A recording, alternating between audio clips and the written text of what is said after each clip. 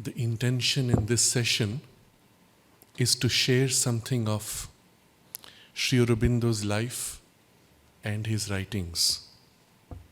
Many of you here are already very familiar with both of these, and some of you here perhaps have only a superficial first introduction.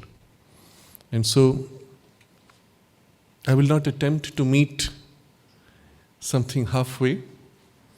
You've all been given already this little booklet called Sri Aurobindo, a Survey, which offers you in summary form a perspective of all these. Instead, I will concentrate on certain highlights which allow us to understand more deeply Sri Aurobindo himself as well as his work, but also the inspiration that it represents for our individual lives and the work we have to do. As most of you know, Sri Aurobindo's father was very keen that he should grow up entirely as an Englishman. And so he deliberately insulated him from all exposure to Indian culture. At the age of 4, he was put in a boarding school run by the British. At the age of 6, he was sent to England to study and become an Englishman. For 21 years, Sri Aurobindo grew up in that environment with practically no exposure to India and India's traditions, other than what little came through the reading of certain texts of the Upanishads and as part of the British education.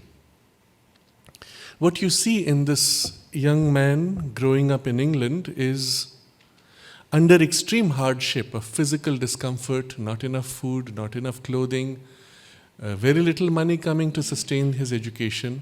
He shines brilliantly through his entire education, completing his education in Cambridge for what was at that time the Indian Civil Service, passing every examination with the highest marks, writing brilliantly, brilliant insights of thought, depth, scope of knowledge, his mastery of languages going to the roots.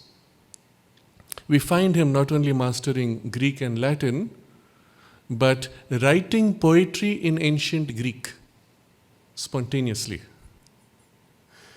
Of course, because these are also the root languages for the European languages, he also has an exposure to French, which he reasonably masters, as an exposure to other languages including Russian and Italian.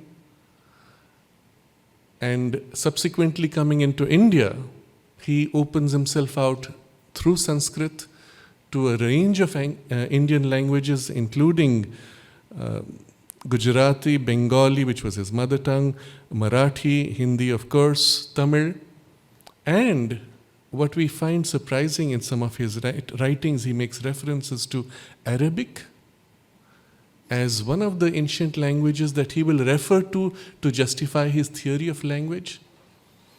And so what you see is something so extraordinary in scope just on this one aspect of language, but also in his poetry which flows in various languages, including poetry written in multiple languages also. But in exceeding in his educational framework of England in every way, had he continued that line of development, he would have been surely selected by the British as among the senior most in the Indian Civil Service to rule India. And he had that option, he had the choice, because he excelled in everything. And something happens which is quite surprising. Of course, by the age of 12, he has already had a certain opening by the first contact with the Upanishads, a certain opening which he describes as a mental realization of the Brahman. And a certain inner movement has begun. He makes a choice. The choice is, of course, conveniently offered to him. There was the riding test, which was one of the qualifications for the ICS, for which his instructor would mostly not come and just leave them around. He could have still passed it. It was a trivial thing to pass. But Sri Aurobindo chooses to not appear for it and thereby fails in the exam. So he made sure that he got through the exam with the highest marks, but on a technicality gets a fail. And then goes to India with this. So avoids entirely the entry into the Indian civil service, which was his father's dream. And so it was a skillful bypass of a very technical situation, a very difficult situation. He had to satisfy his father, and yet he had to satisfy his soul's call. And instead, he joins the Maharaja of Baroda as the chief secretary of the whole kingdom of Baroda, the state of Baroda. Here, what he would have done for the whole of India under British rule, he manages to do in independence under the Maharaja. And as a state secretary, he literally reworks the entire development program of the entire state. The text of which, or rather the framework of which, is found in 2 lectures which the Maharaja of Baroda gives, which were written by Sri Aurobindo. So you find there the essential components of what effective governance requires and how to rebuild the entire economy, but also the political framework, how to resolve problems by various means. And within that, there is a certain depth of wisdom, the full scope of which we don't have because we don't know which of the other talks of the Maharaja he wrote. But there are incidents, there are stories. One of the most revealing is one in which he goes on a morning walk and he sees the Maharaja in mufti. Those were days when the king would dress up as a commoner and wander around in his kingdom to see what's wrong and what needs to be set right. Because as you know, when the Prime Minister goes today, the roads are prepared, common men are pushed out, so you never get to see the real situation. And as happened in Bangalore recently, the road was relaid, the Prime Minister goes away, and a week later the road is in shambles. It's just an appearance that's created to maintain that position of power. So here they would go in mufti. Terrorism was not yet in place, so you could safely do that. Today I don't think it's possible. So he sees the king, Maharaja, walking down the road, and there's an old lady who's starting her day, and she has a whole burden of sticks that she's trying to lift to place on her head to walk down to sell. It's firewood. Maharaja stops, bends down, helps her lift the burden and place it on her head, and she goes away, and he's pleased with himself. Meanwhile, Sri Aurobindo has seen this from far, and as he approaches, the Maharaja looks to Sri Aurobindo with a great pride. See, I helped this old woman, and Sri Aurobindo laughs. The Maharaja senses it and asks him, okay, what did I do wrong? Sri Aurobindo's simple response: for the Maharaja to put the burden on the head of a woman is not his highest attainment. His highest attainment would be to relieve the burden. Just a simple observation like that on a day-to-day little event, and you get the insight. Maharaja, of course, immediately took it to heart, and he greatly appreciated Sri Aurobindo, depended on him entirely.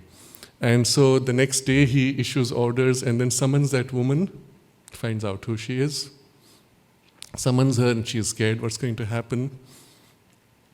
And he gifts to her a house and says that hereafter, for the rest of your life,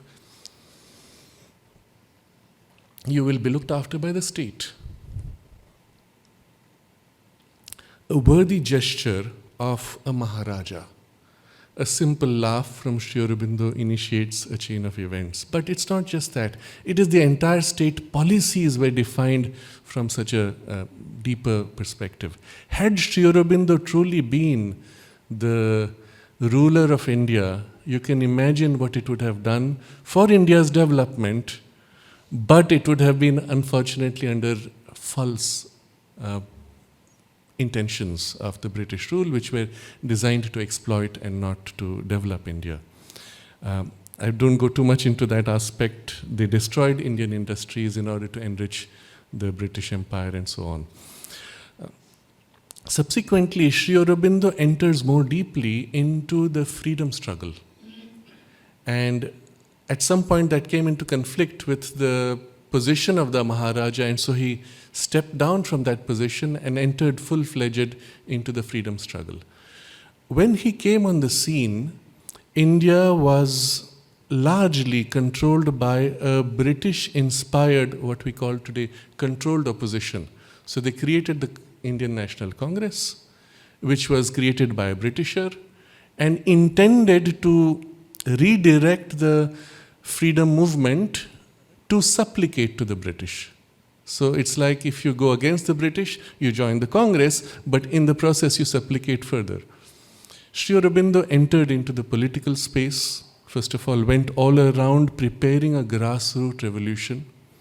He attends the Surat meeting of the Congress and splits the Congress into two. There was a tent where Sri Aurobindo was staying. Everybody who came to the Surat Congress went to Sri Aurobindo's tent and not the moderates. He was called the extremist. Why? Because he demanded complete independence. The basis for his demand for complete independence was not hate for the British or criticism of their ruling or their style. These might have been there incidentally, but that was not his primary objective. He said, for the future of the world's survival, India has a crucial role to play. And unless India plays that role, the world's unity and the world's future will not be. For India to be able to play that role, India must first find her soul, which she has lost, obviously. In order to be able to find her soul, she has to be free.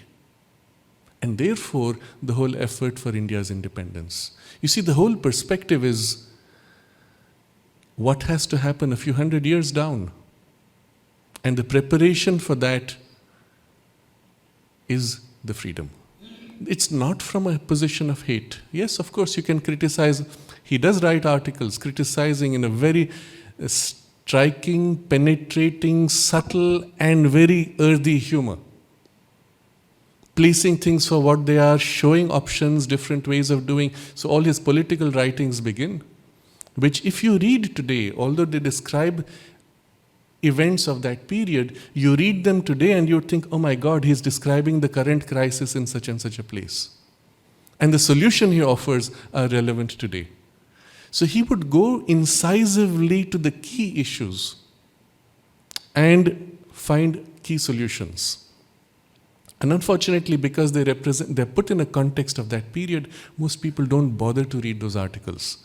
But I would highly recommend them for those who are interested. And the result of these articles is people are provoked to think. And now to face the reality of what's happening and actually start dreaming of the change that can be, the future that must be. And the result was, and combined with his lectures that he was giving extensively traveling all over India, the result is an awakening at a grassroots level to a degree that the British find their hold on India now becoming destabilized. And the Viceroy of India sends a message to the British Parliament and the King declaring Aurobindo Ghosh as the most dangerous man in India today. And what did he do? He did not even pick up a gun. He just wrote articles and gave speeches. The most dangerous man in India today. And you have to wonder how powerful that was, his action. He brings it to the brink where already the freedom is imminent and the British are desperate to find a way to stop him and to suppress the movement. They found a way to put him in jail on some technicality that had the effect that for 1 year bulk of it he was in solitary imprisonment. At the end of it, when he comes out, he gives a speech where he says, the British tried to stop me, the only benefit of that was that I found God. Now, we're going to discuss a little bit about what happened there because it's a significant part of his life. But a month before that, he had already entered by that time a deeper phase of his spiritual life. And that's also interesting how it started. He was with one of his family members who was sick, and there was a monk who was passing by, who saw this, who came to the house to beg for alms, and then he sees this sick person and says, "Bring me a glass of water." He repeats a mantra and with a knife makes a cross on the water and says, "Give him the water and he'll be cured." He goes away, the person is given the water and he's cured immediately. Sri Aurobindo sees this and he says, if yoga can give such a power, then can I gain greater power by yoga to free India? And he begins a process of discipline of yogic practices. And these have already gone to a certain degree of development that a month before he is put in jail, he already receives an inner intimation that he needs to withdraw from politics. How do you do that? When you are at the very hub of the whole movement, you cannot just let go. And he could not. When he is put in jail, he says to Sri Krishna, "I was here to serve the country, why did you stop me and put me in jail?" And the answer he receives is, "Remember, I asked you to leave politics and you could not, you were too attached, so I broke your attachments."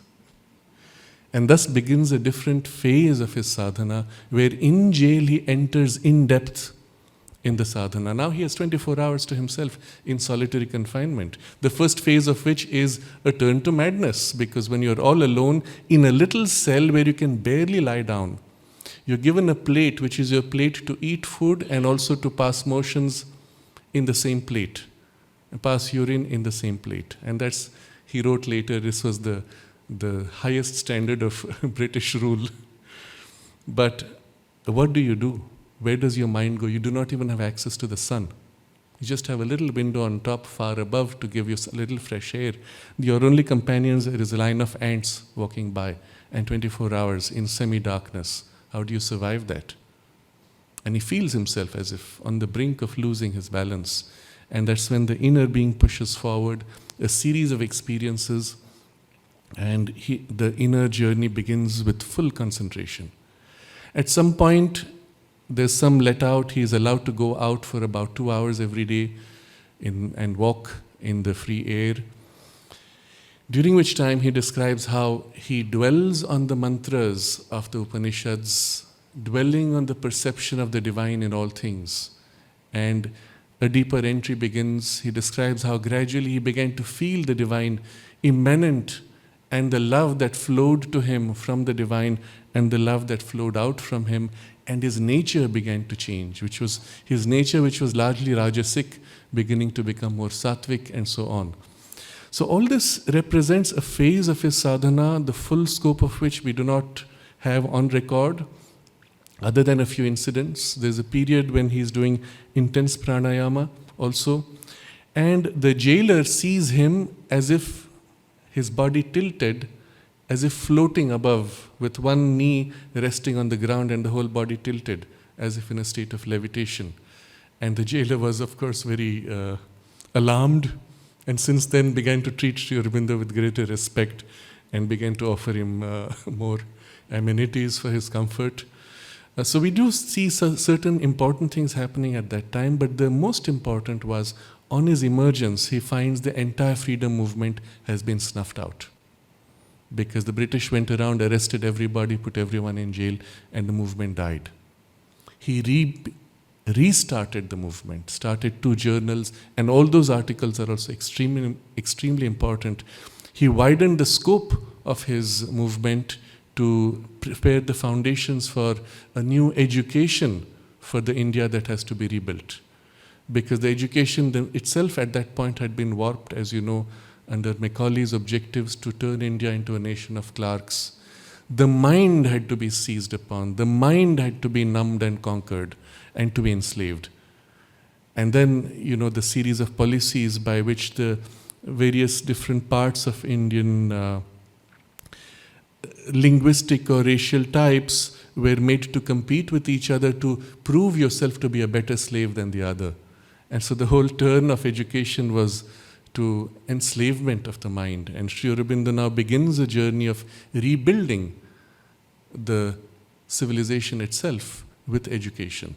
Accepts to be the principal of this Bengal college and puts into practice this framework. His early writings of that period, interestingly, they parallel almost 1 or 2 years off from Montessori, who is working in Italy, who has her own ideas of education.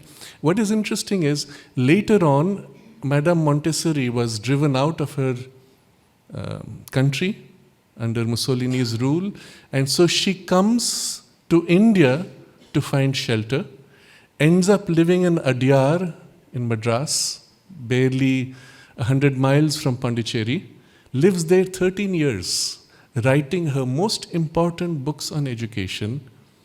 By then she has come in touch with Sri Aurobindo, read Sri Aurobindo's writings, and finds this very strong parallels. And what we discover is she knew Sri Aurobindo also personally. One of her last books, she wrote by hand, it's a beautiful handwriting, a dedication to Sri Aurobindo and sent the book as a gift to him.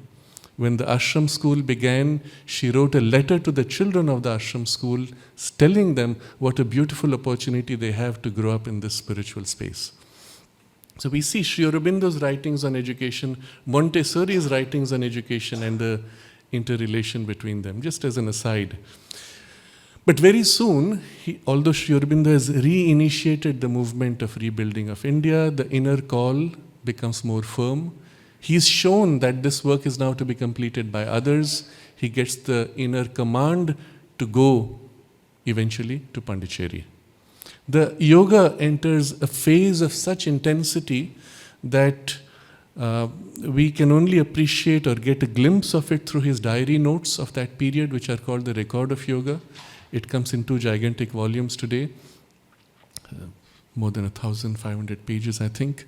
Very cryptic notes because they are notes to himself, where he describes, first of all, the framework of the yoga, which becomes later on the integral yoga, which was revealed to him by Sri Krishna, but then the practice through which he implements this whole development. So we'll have occasion to speak about this in greater detail in the next session in the afternoon, which is on the nature of the integral yoga itself. But while he is doing this, which is a 24-hour comprehensive, dedicated focus of sadhana, he has very little food because there's not enough money even for that. And he's eating most days just plain rice with salt, and that's all that he can afford. But the sadhana is going well and with a certain intensity. Already a glimpse of this is seen while he is in jail, when you remember you are denied all basic amenities, so even a shower is a rarity. But as he goes out, his jailmates who are working with him in freedom, they say, "How is it your hair is shining? Have they given you hair oil?" Sri Aurobindo says, "No." "Then how is your hair shining?" Sri Aurobindo says, "I've stopped taking showers." What? And then Sri Aurobindo explains that as a result of the yoga force working in his body, the working of the cells in his body has changed, and his body manufactures the necessary fat to oil the hair. And so his hair comes out oiled. As it grows out, it's fresh oiled. And the body does not smell anymore, even if he doesn't take a shower. Interesting, isn't it? The nature of change in the physical consciousness and its working as a result of the spiritual force. But going to Pondicherry now, this is multiplied 100-fold at least. And you read some of the passages from the diary, you find other things happening where all the inner perceptions begin to grow, the inner life develops, the opening to the infinity of the consciousness which is now embodied within him, and the levels of consciousness that he is ascending and integrating, and as a result, the different aspects, the sixfold aspect of perfection of the integral yoga. Among them is the natural influence that his now widened consciousness has on circumstances. And there are various aspects to this. I do not use the technical terms, but whatever he wills, spontaneously begins to happen. Whatever he needs, even without willing intentionally, tends to form around him. And whatever he needs to know appears as a direct intuitive perception. So there's a perception as well as an action simultaneously taking place on a huge scale. So there's one incident, one notation he makes at a very early stage, where he sees a bird flying, he puts an intention and the bird turns as intended. He sees a young boy walking on the road, he puts an intention for the boy to turn from where he's going, go elsewhere, roll up a mat and place it. And the boy looks at the mat, hesitates, and then continues. Sri Aurobindo sends a second will. This time the boy turns, goes, rolls up the mat, places it, and then goes on his way. And then Sri Aurobindo's comment, typically the response of a tamasic nature. So it needed a second kick to push him to do that. But this is not all. It's happening on a larger scale. He is describing now the Viceroy of India is sick. He's watching this through the newspapers. And then he puts a will to heal the Viceroy's sickness and watches over the next few days how he responds. He begins to influence events elsewhere in the world. I believe there's a reference to events taking place in Turkey at that time as well as in England. And by then, soon after the First World War begins, at which point he is also intervening on events there, describing those events as well as intervening, and so on. The mother comes at that point. And again, we don't go into details, most of you are already familiar with this. But at that time, she was married to Paul Richard, who proposed to Sri Aurobindo to start a journal. And Sri Aurobindo accepted because he said, because it was my yogic decision to accept whatever comes my way. They start a journal together, the World War starts, Paul Richard leaves. And Sri Aurobindo is left alone to write his journal. The journal is a monthly with a large number of pages. As it began, Sri Aurobindo was writing 4 series of articles, which effectively become 4 books, writing 1 chapter at a time. So he writes The Life Divine, The Synthesis of Yoga, The Secret of the Veda, and the Isha Upanishads. Chapter 1 of each, straight on the typewriter. No notes, no prior planning of any kind. Now imagine if you had to write 1 book. What do? You do your research, you put together your thoughts, you arrange your thoughts, you make notes, you create a structure, you revise, you adjust, revise, adjust, go back and forth across chapters to make it consistent, to have a clear development of thought, and so on. None of this.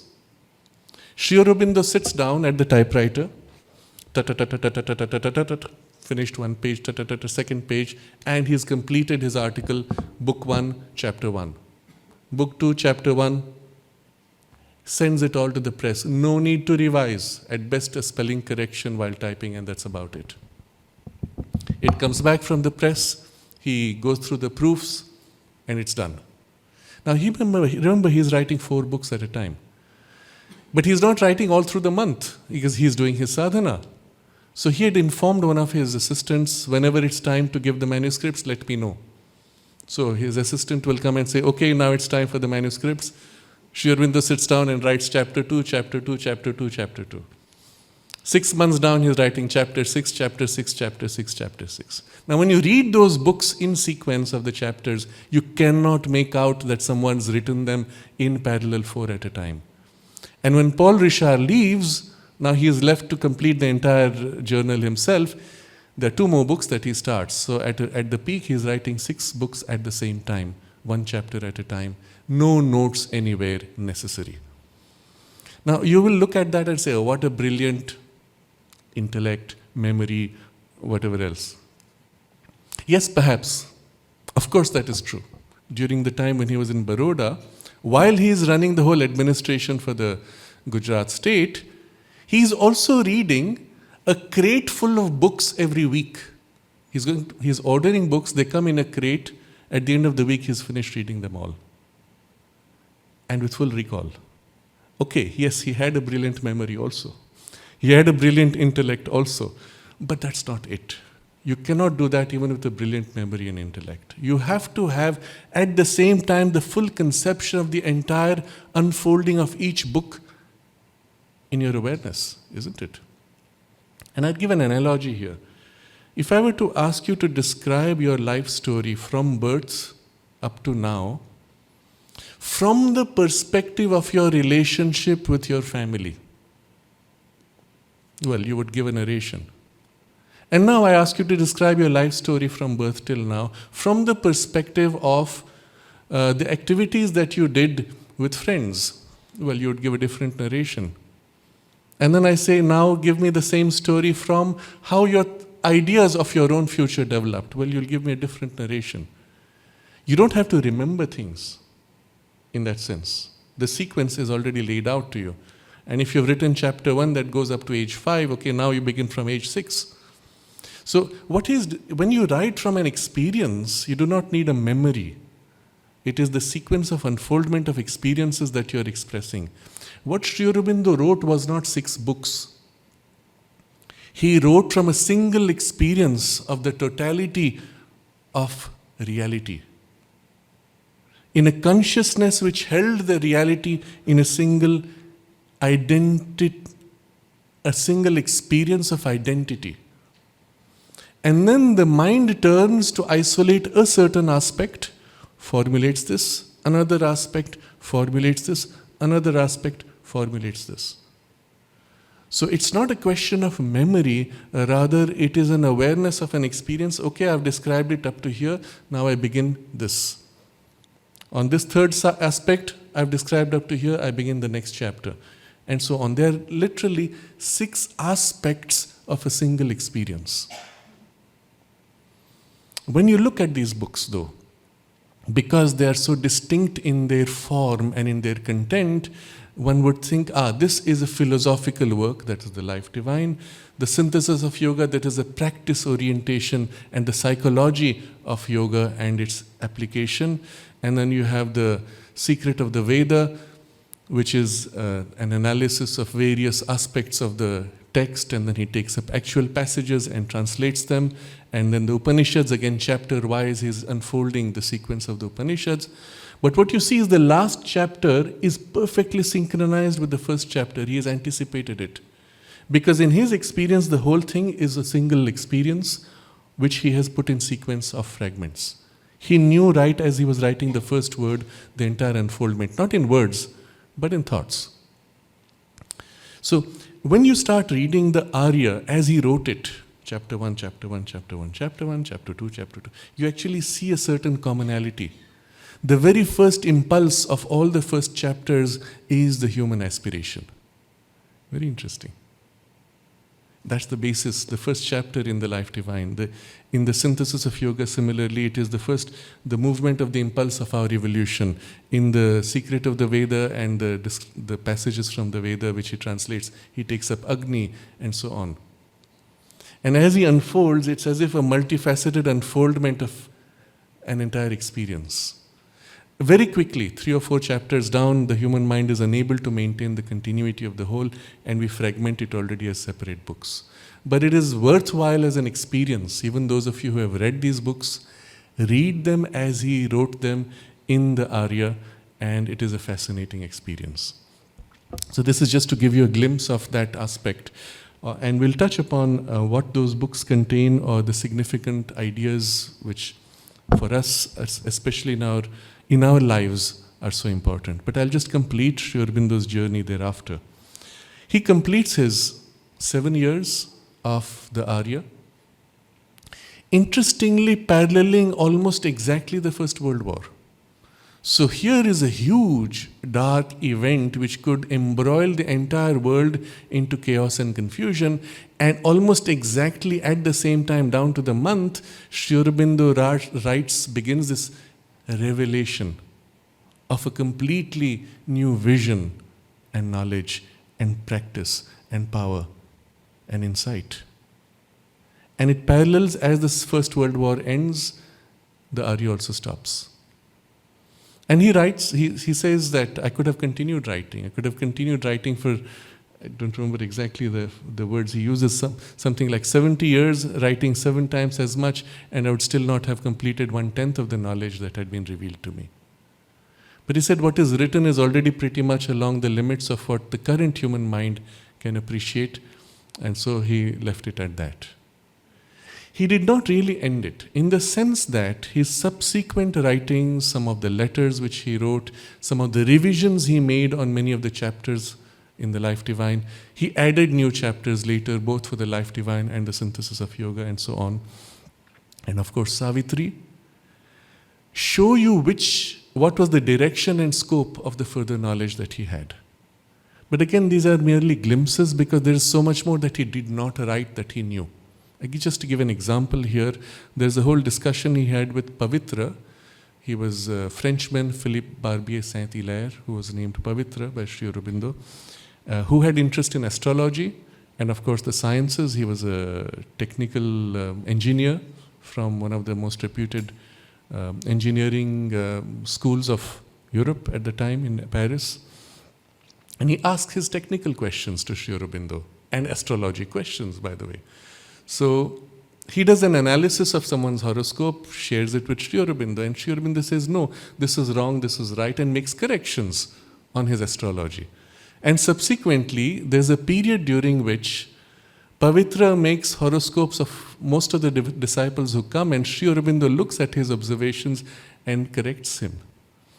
In fact, we do find there are a couple of writings of Sri Aurobindo on astrology, one of which is dated 1909. That's just as he begins his yoga, where it's as if he's going to write a book. He says, Materials for a New Astrology. That's the title. And then he says the astrology of today is shot through with errors because the true authorities are not known and the true principles are not known. Here we will present with a few examples what is the right approach. And he begins an analysis of his own horoscope. Interesting. And one of the comments he makes, looking at a certain combination of planets, he says, this means it will be a person who will embody the totality of human knowledge in a single person. This particular combination. Another combination he speaks of as representing this is so rare, he says, and in combination with other combinations, it's so rare that he says this represents the one who has come to do the first work of the Satya while in the Kali. It's quite amazing. And then he describes, using the astrological principles, his brothers and their characters and so on. And then he describes his wife, describes certain elements of the life, and then suddenly there's an abrupt shift, and then he starts speaking of the woman. It's no more his wife, it's the woman. And what he describes perfectly matches the mother. And the later part of the chart, he comes to this point where he says, they will have, so in the chart there are houses for various things. So there's the house for children. And he says the children, because of certain combinations, would be titans as well as gods. So great in their capacity. And then how he interprets it to mean that all this suggests the creation of a kind of a mystical community where where everybody will be like children to them, and the children's children will be the beginning of a new race. Very suggestive, of course, intuitively perceived. And then of his own, there's the house of death. When he comes to the analysis of that, he says because of this combination, he will not die from accident. Because of that combination, he will not die from old age. Because of such and such a combination, he will have the choice to live or die when he chooses. Because of that combination, he will choose not to leave. So now there's a gridlock. How do you explain this? And then he draws upon an ancient tradition that says Venus represents transformation. And then he makes an analysis that says there will be a transformation of his consciousness, effectively a kind of an immortality. And all this is 1909. And he calculates the date for it. It's fascinating, fascinating text. It just shows you the body of knowledge he had just on a narrow field such as astrology, which is largely unknown because he did not bother to write books about it. What he wrote, though, was aimed at what would be of value for all of humanity for the coming many hundred years. And so I'm going to give you a kind of a hint, a glimpse of some of these things. In the Life Divine, for example, you see the philosophical formulation. He takes up the core of the problems of existence, which philosophers across the ages have been struggling with. Going back to the Upanishadic philosophers, the Platonian philosophers, the modern philosophers, and whatever may be the cross currents between them, he goes to the key problems, but structured with such clarity, like a brilliant lawyer going point by point and says, but one could argue this way, to which you could have a counter argument this way, and it's literally every possible argument has been taken into account and brought through to conclusion. Of course, there are passages where you're in a gridlock by logic alone. And he says, then you have to go beyond logic and look upon these kinds of experiences, draw upon a deeper intuition, and he gets you out of the gridlock of logic in those cases. And so in this way, for the coming hundreds of years, any problem you may have of existence or conflict of perspectives, you will find here insights as well as the means and the clarity to find your way out of it. And this is an extraordinary text, extremely demanding on the intellect. Because when you represent knowledge, not reasoned out knowledge, but experienced knowledge, and experienced in a higher domain of consciousness, you have as if a simultaneous vision of a whole in which 100 ideas are held in perfect relation with each other. Now, remember, this is, to give an analogy, you take this beautiful bunch of roses and flowers and try to describe the whole thing to somebody who's not seeing it. You have to start somewhere. In front is this blue flower. Above it is a red rose. To its right, to its right, to its left, and you will start a description. Have the other fellow draw it out. You'll end up with a huge mess. Because your description has to be linear of something which is three-dimensional, and you could take any number of pathways in describing, but after all the descriptions, the exact relation which will never be complete.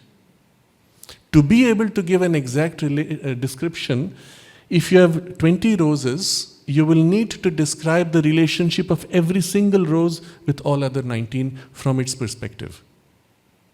That's the only way you can get a complete description. So to describe 20 roses will require something like 1,000 different statements to get the complete description, right? You can't.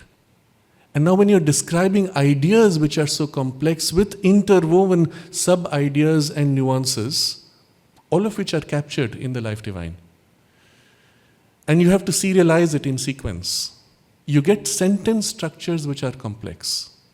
And sometimes a single word is used, which is then elaborated in another paragraph, which you have to really appreciate the connection for to fully appreciate. So he will use a phrase or a parenthetical statement. The parenthetical statement gets an elaboration in another chapter. After you've read the whole of the Life Divine, you come back and reread. Now suddenly this parenthetical statement, which was for you just like a peg, expands into a whole chapter later on. And your understanding of this paragraph suddenly widens out. You complete the whole reading again, come back and reread. By then your mind has become wider. Your capacity of interrelation of ideas has awakened. And now when you reread, it's as if he has decompressed. What was a tightly compressed description, it's got decompressed.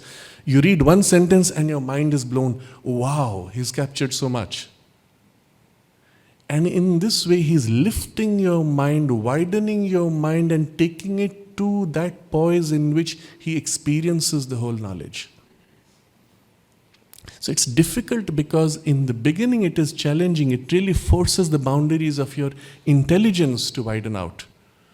And if you stop with that, you have professors who will tell you, I've read everything and understood. Ask them to explain, they will only give you a summary of ideas. Ask them, why is he repeating this word? What is the nuance of these terms? They don't get it. But if you allow yourself to be carried, your mind becomes intuitivized. And as you read, a word suggests and opens out to whole possibility of further knowledge. So literally what he has done is taken his experience in consciousness, infused it, structured it in a rational sequential form, But sometimes it happens on certain pages, not always. An entire page is a single sentence, within which there are 4 or 5 sub-sentences, within which there are parenthetical comments and nuances. And to be able to capture that in a single thought is difficult for the beginning. But read it, continue, and then come back. The second time you'll capture more, the third time more, and the fourth time perhaps you will get it. Wow! And your mind is blown. It's stunned literally at that moment. And you have to allow yourself to remain in that stunning state, because then you're pushed into a silence of mind in which the experience is held in a vision and no more as thought or idea. He's literally lifted your mind from thinking mind to what he has called higher mind, where ideas are more complex, multifaceted, to the illumined mind, where you see, and from there intuitive mind, where you experience and live an experience of it. And all of this, eventually, if you really allowed the process combining with the practices in the synthesis of yoga, you will experience in a mind which now approaches infinity and what will be called the overmental experience, where you realize every chapter in the Life Divine is as if looking at the totality of reality, first from this angle, then from that, then from that, then from that. It's as if you take a diamond, or in this case your 20 roses, describe the entire diamond from one face, then another, then another, then another. And that's what each chapter represents. And at that point, you are able to hold the totality of Life Divine in a single experience. Wow, what a gift. Your one life is not enough to be able to get to the fullness of what it conveys to you. And that's why I said it will go on for a few hundred years. People will read, and the mind of humanity will be lifted as you read. But if you work at the same time on the synthesis of yoga, which gives you the practices and the forms of experiences, your mind can be rapidly prepared for this, and the Life Divine and the synthesis become complementary, so to say. And then there is an experience you can have. Remember, he reached that poise within 5 years of his sadhana. And maybe we take a little longer, but still we can reach that poise and that experience, at least to some extent, isn't it? Otherwise it would be pointless. So you have the synthesis of yoga again, where he takes up the introduction. Synthesis of yoga is, by the way, in 5 parts. First part is called the introduction, and that's 5 chapters. Where he introduces the whole concept of what is the synthesis of yoga. You can read that much and get the whole glimpse of what he's aiming at. But then what he tries to do becomes 3 more parts, which is the yoga of works, the yoga of knowledge, the yoga of love, which are multiple chapters in themselves, anything going from 5 to 15, I don't remember anymore. And then comes the 5th part, which is the yoga of self-perfection, which is the integral yoga proper. Resting on these 3 approaches of yoga, of works, knowledge, and love, that is in the Sanskrit, the karma yoga, bhakti yoga, jnana yoga, and bhakti yoga, which also Sri Krishna elaborates upon in the Bhagavad Gita, for which he has essays on the Gita, also one of the 6 parallel books that he is writing later on. And there he gives you an understanding of that form of the practice, which is the yoga of the Bhagavad Gita, but which is a useful foundation for the integral yoga, although not necessary in itself, because most of the elements have been taken in. And yet, he writes extensively on the essays on the Gita, because it is still captures the crux of the problem of life and of right action, and how to overcome the gridlock that we experience today. And he leads you step by step to this deeper understanding. The nature of that understanding is so comprehensive, so complete, that not only you have this understanding of the problem of the gridlock, but also of human nature itself, which complements what is in the synthesis of yoga, where he deals with a different objective, which is the yoga practice. Here he deals with the psychology of the elements which enter into conflict. And so if you have read this, you come to synthesis of yoga, you find what is a single sentence in synthesis of yoga is an entire chapter in the essays on the Gita. And now you understand better because you have read this.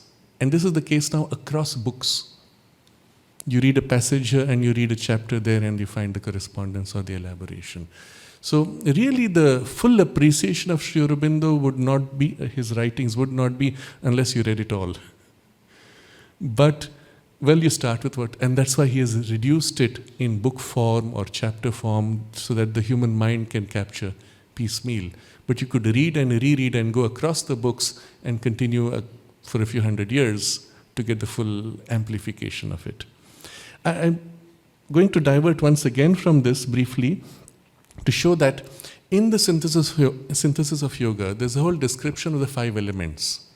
You know, the concept which is described not only in the Indian, I would say from the Vedic tradition onwards, but which you find in Ayurveda as an application for health, which you find in the systems of warfare for the training of the body, which you find in the philosophy for description of how matter is formed, and so on. It's like 5 elements is at the core of it all, which then comes through the Greek tradition where they knock out the 5th element somehow, ether, which is the unifying principle, and focus much more on the first 4. Sri Aurobindo describes the 5 elements in the synthesis of yoga in passing, in the essays on the Gita in some elaboration, and then in the Life Divine equally, and then in his commentary on the Kena Upanishad. If you read all of these, you will see that each is complementing the other in some way.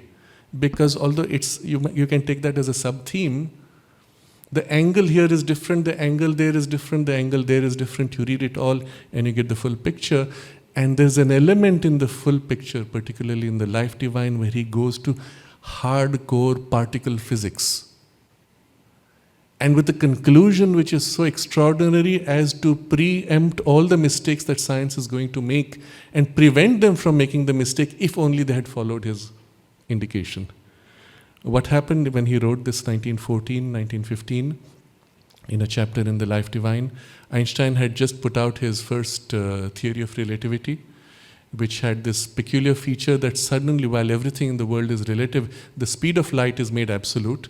And so space and time have to twist and bend over backwards to keep the speed of light constant, which somehow feels wrong if you really go into it in depth. And then comes his general theory of relativity, where because he equates gravity with acceleration sustained, again, space and time have to be warped around to maintain this equivalence, which equivalence can easily be proved to be wrong. But, and physics is resisting it, one of the implications of it all is that ether is thrown out permanently from physics. All of physics until then was built on the assumption of an ether. Electric, magnetic, and other phenomena were, so to say, processes of the ether. They were all thrown out. Sri Aurobindo writes at that time in the Life Divine, ether can and does exist, even if to our present instruments it is not detectable. And then he explains the rationale. He explains how particles form and how you could go on dividing particles into smaller particles. You will never come to an ultimate particle. And he gives you the rationale for it, which is not only philosophical but scientific. So if you read Sri Aurobindo as a scientist, you will find extraordinary material. But he did not write a book on science. Had he done that, it would have been extremely dangerous, perhaps. Because he's looking at a science which is so much more powerful, including nuclear physics, by the way. In one of the poems he writes, a scientist played with atoms and blew out the universe before God had time to shout. And this is before the atomic bomb is exploded. He's telling you that you can literally blow out the universe by playing with atoms. If you asked a physicist 10 years before, they would say, what kind of nonsense? Atoms are so small. To have a big explosion, you need a mass which is big. You can't do it with small things. Sri Aurobindo tells you at that time, the deeper you go into the infinitesimal, the greater the power of action you have. And he gives you the rationale for it. And the hints for mastering the technology. He's way ahead of science. In the Life Divine, he's describing the trends of technology of miniaturization and subtilization and says where that will end up eventually. What you have today as a mobile phone is only one step. There are further steps still to come. And he's literally telling you what those steps are going to be. It's amazing. And he is writing Savitri up to 1950, let's say. In Savitri, he describes under, if you will recall, the three soul powers and the warped echo against each of those powers. He describes the human ego saying, it's the tamasic ego, the rajasic ego, and the sattvic ego saying, I have achieved all these things and I am going to achieve all those things. That's often scientific attainments. Many of which at that time you say, but that's not been achieved. And what he says, I will achieve, many of these have actually been achieved. But what is interesting is, I went into depth on this because it interested me. I discovered, yes, there had been scientists who had done it before. In particular, there is Nikola Tesla. So there's a passage where he says, the warped ego claims, I will make water hard as stone and iron soft as velvet. Something like that. Water hard as stone, how does that happen? Of course, hard as steel. Water hard as steel. Hard as steel, very specific. It's not stone, it's steel. Steel, what is the characteristic as distinct from stone? It is actually elastic. It's extremely hard, but it is elastic. You take steel rods and bang against each other, they bounce. There's an experiment Nikola Tesla was doing in 1908 or so, where he was pumping water under such high pressure that a jet of water coming out was as hard as steel, as if it was solid steel. He would take a steel bar and hit the water stream, and it would bounce off with a clang, as if steel meeting steel. This technology became the basis for what we use today for cutting steel with a jet of water. And this is one of the technologies currently in use. But what Tesla did was much more than this. So the things like that which you read, you say, what's he talking about? And then you discover. One of them is reading the minds of people and the mechanism to read the minds of people and so on. So there's so much there in Sri Aurobindo's writings, although it is put in a certain category which is philosophy, yoga, sociology, politics.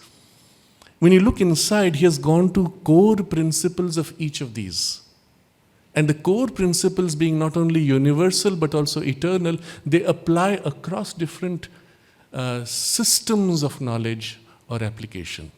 And in particular, this is going to be of very great importance for the present context, management. He wrote a book on management. Did you know that? In the Ideal of Human Unity. He discusses the problems of how individuals can work together in teams. And how these teams can be part of larger objectives of a, let's say, organization. And how organizations can coexist with other organizations with differences. From an administrative point of view, from an economic point of view, from a social point of view, from a psychological point of view, and fundamentally a spiritual point of view, which is the basis unifying all these different perspectives. But when you read that book, you are programmed to think, he's talking politics. Of course, the examples he takes are political, but the principles he describes are root applying to all these. So when you really want to appreciate Sri Aurobindo and learn from him, you have to recognize that every book and every example is intended only as an example. The principle behind is what you have to catch. And so when he describes a principle and gives you an example, pause, look for other examples, and apply it to other fields. And you will find you get the full scope of the knowledge that he had, or at least a glimpse of that. He could have written books on all these, including management and other, perhaps zoology, I don't know, evolution, biological evolution, of course hardcore physics, which you find all over the place in all these things. But he chose to focus on some of these principal aspects, which become these major works. I've not touched upon all of them, but perhaps we don't have time now. But you see equally, the secret of the Veda, he goes into the roots of the Vedic interpretation in the origin of language. And this is extremely important for the future of humanity because on the one hand, it makes you realize what the Veda truly represents. Although that knowledge is mostly lost, people still feel the reverence because intuitively one knows there's something more to it. But also it represents the future potential of this power of mantra, which becomes articulated in his book, which is The Future Poetry. And of course, a lot of elaborations with examples in his letters on poetry, because people asked questions, Amal Kiran particularly. And there we get a glimpse of the origin of human language. And he gives you some fascinating insights. It's as if he's looking at the full spectrum of human civilizational evolution from a linguistic point of view. There's a passage where he takes the first rik of the Rig Veda and describes it by going down in the etymology to each root sound. So the first rik of the Rig Veda goes Agnim ire purohitam yajnasya, etc. Agni, fire. He breaks to the etymology of Ag and Ni. Ire, love, adore. Purohitam. Purohitam is translated as priest. So, Agni, I adore, who is the priest before the sacrifice. That's how it's translated normally. You adore the priest who is before the sacrifice. Doesn't make sense logically, right? He goes to the etymology, Purohita, Pura. Interestingly, all the British towns were something Bara. Bara is a distortion of Pura. Pura is in Sanskrit town also, city. But the root goes to in front. So a wall in front which separates city becomes now the basis for defining a city. But the root sound goes back to standing before. Purohita. Hita is planted, established firmly, with force. So one who stands before with great power. You could translate that, or that becomes the basis for the word being used also as priest, who stands with great power in front of the Lord. But now you see Agni stands, Agni is now the aspiration, stands before the Lord with great power. Suddenly the whole meaning is completely different. When you go down to the etymology, and he's describing with the word ire, the reason why I took this, the word ire, the sound r, is neither l nor r, it's something in between r. And he says this sound r, which is still present in Sanskrit and in Marathi incidentally, and in Tamil, he says, was a variation of the sound during the Dwapara Yuga, which later reduced to la and ra in various languages. Now you see the knowledge he has of the way language has evolved across the yugas and the etymology of it all going back across yugas. It's just in passing, just a comment like that, and you get a glimpse of what he knew.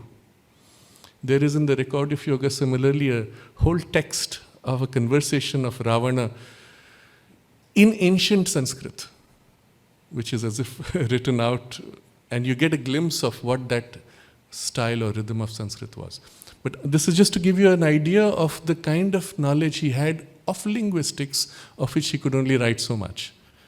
But the most important thing of that is not only the going to the roots, but the way the roots are used, the way they articulate themselves in rhythm, in rhyme, to form the power of poetry. And he points to the future of poetry becoming more and more mantric.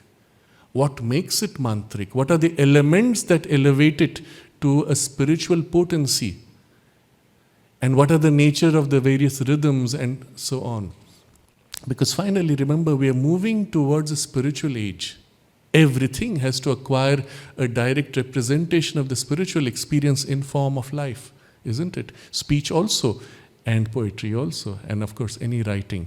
And you see that in Sri Aurobindo's own writing, even his prose is poetic and his poetry mantric. So this is a glimpse of that aspect, and I don't go too much into the ideal of unity and the human cycle. As I said, even they represent problems of human unity today. He describes the unfolding events, the problems of unification, the dangers of unification in a one-world government and the means to avoid it. But within that, he describes how, by then already the Soviet Union had just come into being. He says how it would not survive and would break up eventually in a confederation of independent states. And at that time, he is describing the European Union and the compulsions of unification economically and then the struggle to unify politically. All the problems which European Union is facing for the last 30 years, he has already mapped out 100 years ago and offered you the means by which these can be resolved. Or similar patterns elsewhere in the African Union, for example. So although he may take an example of Europe, the principle applies to Africa, the principle applies to India, within the various states or other subgroups that you could have, including linguistic subgroups and other types, any subgroup unifying. So one has to read Sri Aurobindo in a different way to be able to draw out the fullness of his knowledge experience, the way he experienced and lived that whole totality, of which he had to stream it out in sequence through these multiple channels of books, in which he always goes to the essential core of principles which are eternal and universal. Once you capture, in some essence, this, you could go to another planet with completely alien life forms, and all of this would be applicable at the level of principles because they are universal. After 1,000,000 years, you could take this and apply it to whatever circumstances of any life forms because they are eternal principles. Interesting, isn't it? That's the nature of the knowledge embodied, although in now 36 volumes. And therefore, the mother said, any problem you want an answer, you will find it in Sri Aurobindo. And she says, if you truly read Sri Aurobindo in the right way, you can have access to all knowledge. Now that's quite a claim because it's 36 volumes, limited number of words. How can you have all knowledge, right? Well, this is how you understand it. By going to the root principles and their relationships at their essence. But also there's the other dimension. As he forms the words and the articulates, he opens your mind to the higher and higher ranges. And so there comes a point where as you read, your own mind experiences this on multiple levels simultaneously.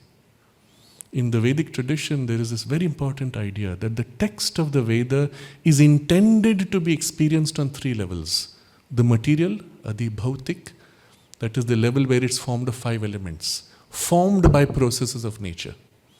The second level is Adi Daivik, at the level of psychological powers, where you do not have the compulsion of formation, but they are powers in themselves, but they are fragmented powers, competing in conflict.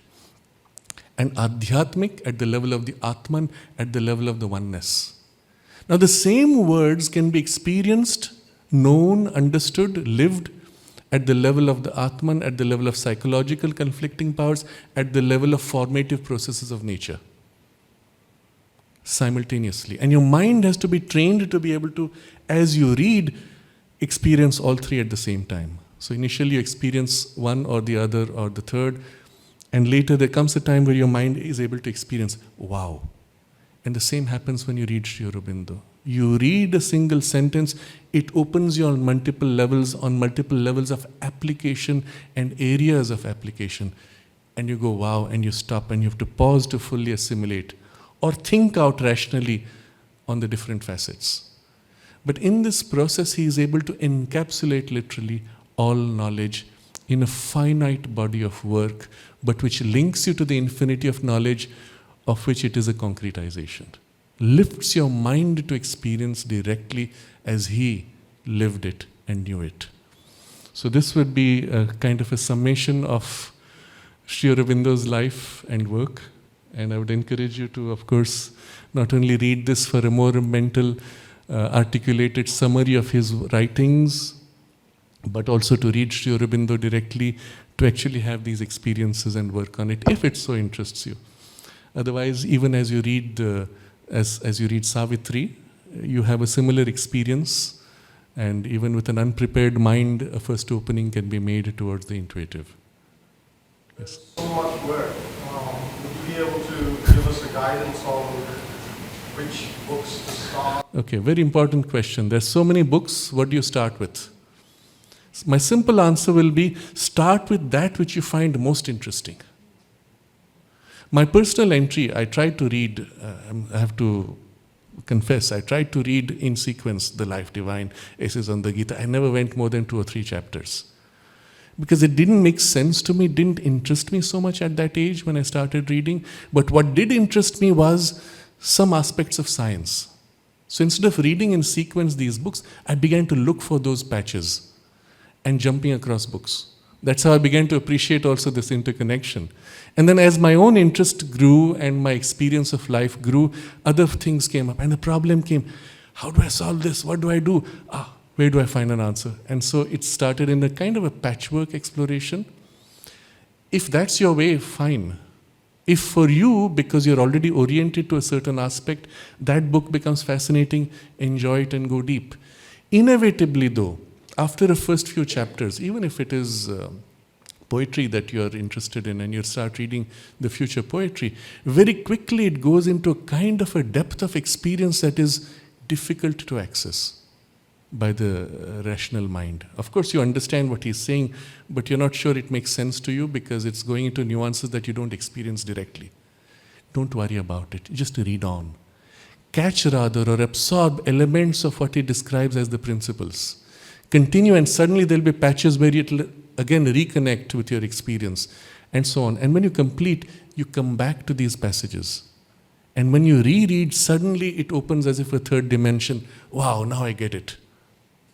So don't worry when it's difficult.